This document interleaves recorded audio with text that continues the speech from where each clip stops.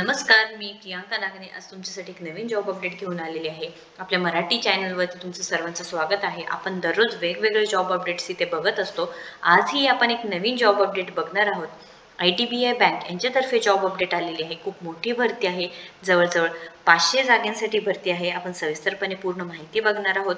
अर्ज पद्धती ऑनलाईन असणार आहे. वेतन काय आहे, अर्जाची फी काय आहे, त्यानंतर नोकरीचे प्रकार काय असणार आहे, वयोमर्यादा काय आहे, अनुभव म्हणजे फ्रेशर उमेदवार इथे अर्ज करू शकणार आहात, प्रायव्हेट जॉब असणार आहे, ही सर्व माहिती आपण या व्हिडिओमध्ये बघणार आहे.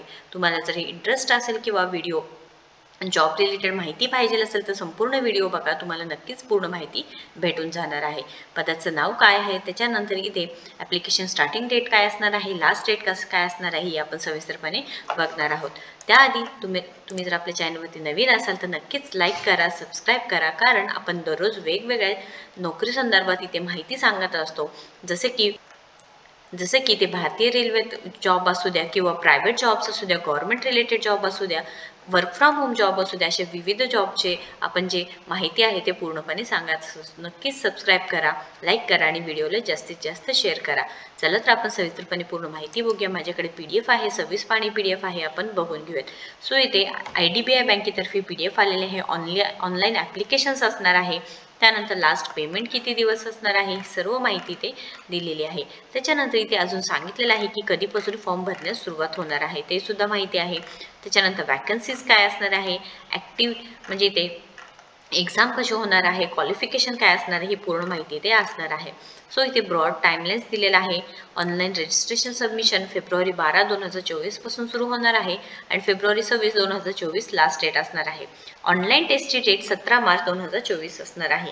पदाचे नाव इथे सांगितलेलं आहे, ज्युनियर असिस्टंट मॅनेजर आहे. त्यानंतर इथे एलिजिबिलिटी क्रायटेरिया काय आहे हे पूर्ण बघून घेऊयात. एज्युकेशन क्वालिफिकेशन ग्रॅज्युएट सांगितलेलं आहे फ्रॉम एनी डिसिप्लिन आणि university recognised by the government of India.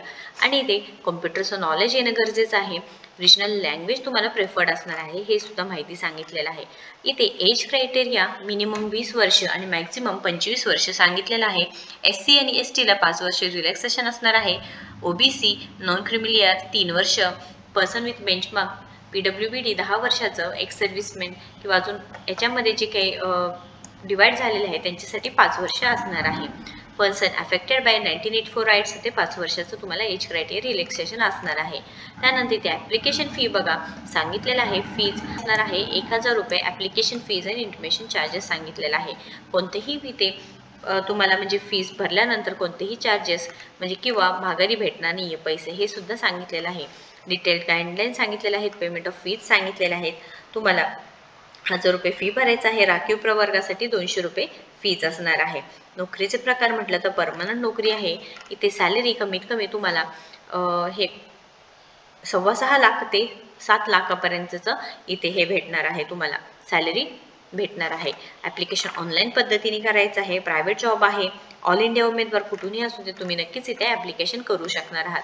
Payment तुम्हाला डेबिट कार्ड किंवा तुम्ही internet banking, credit card, mobile wallet यांच्याद्वारे तुम्ही करू शकणार आहात. त्यानंतर इथे अजून माहिती दिलेलं आहे. इम्पॉर्टंट इन्स्ट्रक्शन दिलेलं आहे. डॉक्युमेंट रिलेटेड माहिती दिलेली आहे. हे पूर्ण लिंक मी तुम्हाला डिस्क्रिप्शन बॉक्समध्ये देणार आहे, सो नक्कीच चेक करून घ्यायचं आहे.